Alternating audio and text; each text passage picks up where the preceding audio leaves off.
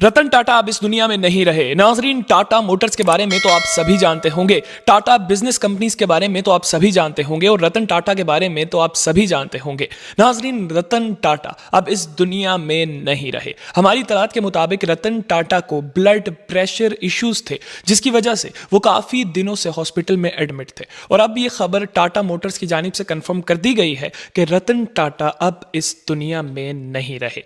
नाजरीन, रतन टाटा के पास वैसे तो बहुत ज़्यादा पैसा था, लेकिन उन्होंने अपना काफ़ी पैसा गरीबों में डोनेट कर दिया। अगर वो पैसा डोनेट ना करते तो आज उनका शुमार दुनिया के पहले 10 अमीर तरीन लोगों में होता, लेकिन उन्होंने अपनी आधी से ज़्यादा दौलत डोनेट कर दी थी, जिसकी वजह से अब वो जब इंतकाल किया है उन्होंने, तो वो पूरी दुनिया में 421वें नंबर पर सबसे अमीर आदमी थे।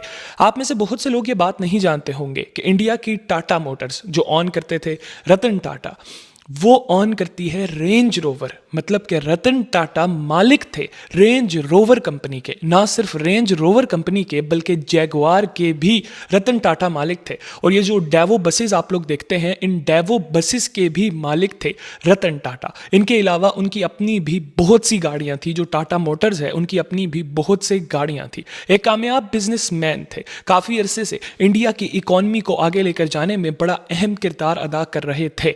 लेकिन देखिए कि सारी चीज़ें यहाँ पर रह जाती हैं, दौलत शौलत हर चीज़ यहाँ पर रह जाती है और इंसान चला जाता है। रतन टाटा भी आज के दिन इस दुनिया से रुखसत हो गए हैं। रतन टाटा जैगुआर और रेंज रोवर के मालिक कैसे बने थे, बहुत इंटरेस्टिंग स्टोरी है। ये बात है 1998 की। 1998 में रतन टाटा की जानिब से एक टाटा गाड़ी बनाई गई। वो टाटा की पहली गाड़ी थी। उस गाड़ी का नाम रखा गया इंडिका।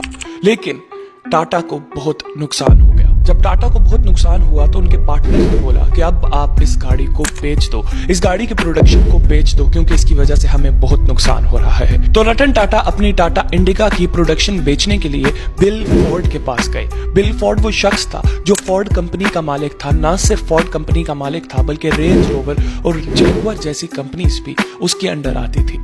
जब टाटा उसके पास गए तो उसने टाटा को बोला कि आपको अक्ल करनी चाहिए, आप गाड़ियों के बारे में कुछ नहीं जानते, तो फिर आपने गाड़ियों की प्रोडक्शन में क्यों कदम रखा? देखिए अब आपको नुकसान हो रहा है। रतन टाटा को उसकी ये बात अच्छी नहीं लगी।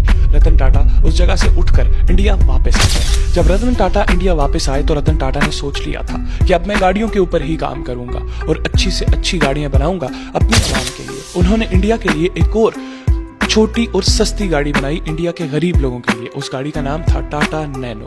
खैर नाजरीन, 9 साल बाद फोर्ड बैंकरप्ट हो गई। जब फोर्ड बैंकरप्ट हो गई तो रतन टाटा ने सोचा कि ये अच्छा मौका है।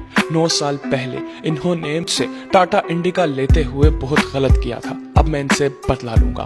रतन टाटा गए बिल फोर्ड के पास और बिल फोर्ड से जाकर रतन टाटा ने जैगुआर और रेंज रोवर खरीद ली। वही बिल फोर्ड जो 9 साल पहले टाटा को ये कह रहा था कि आपने गाड़ियों की फील्ड में कदम क्यों रखा है जब गाड़ियों के बारे में कुछ जानते नहीं हो। उसी बिल फोर्ड के ऊपर जब बुरा वक्त आया और उसकी कंपनी बैंकरप्ट हुई तो टाटा ने जाकर उनसे उनकी जैगुआर और रेंज रोवर खरीद ली। आज देखिए रेंज रोवर और जैगुआर दोनों ही मार्केट की आला गाड़ियां हैं। इसके अलावा रतन टाटा की जानिब से 102 बिलियन डॉलर्स गरीबों में डोनेट किए गए। ये आज तक सबसे ज्यादा पैसे हैं। शुक्रिया।